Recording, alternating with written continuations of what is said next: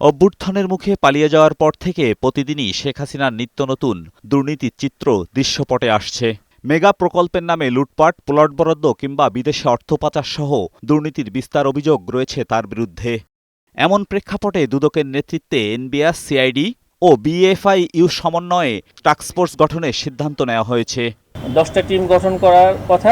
এছাড়া এস আলম, বেক্সিমকো, বসুন্ধরা সহ বিগত সরকারের সময় সুবিধাভোগী 9 ব্যবসায়ী প্রতিষ্ঠান এবং সাবেক ভূমিমন্ত্রী সাইফুজ্জামানের বিরুদ্ধে যৌথ টাস্কফোর্সে কাজ করতে দুদক আলাদা কমিটি গঠন করেছে।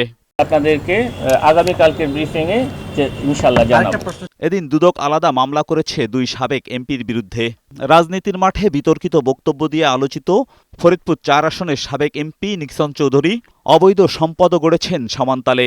দুদকের মামলায় বলা হয়েছে 3100 কোটি টাকার অবৈধ লেনদেন ও 19 কোটি টাকার অবৈধ সম্পদ গড়েছেন নিক্সন দম্পতি। আর 141 কোটি টাকার অবৈধ লেনদেনের অভিযোগে নরসিংদী 2 আসনের সাবেক এমপি আনোয়ারুল আশরাফ ও তার স্ত্রীর বিরুদ্ধে মামলা হয়েছে। প্রাথমিক অনুসন্ধানে যে তথ্যাদি পাওয়া গেছে, এর বাইরেও দেশে এবং দেশের বাইরে যদি আরও স্থাবর অস্থাবর সম্পদ পাওয়া যায় তাহলে এবং আরও কারো সংশ্লিষ্টতা যদি পাওয়া যায় তাহলে এই মামলার সাথে সেগুলো অন্তর্ভুক্ত হবে। সাবেক এমপি মন্ত্রীদের অস্বাভাবিক লেনদেনের পিছনে কোনো ব্যাংক কর্মকর্তা জড়িত থাকলে তাদের বিরুদ্ধে ব্যবস্থা নেওয়া হবে বলেও জানান দুদকের মহাপরিচালক।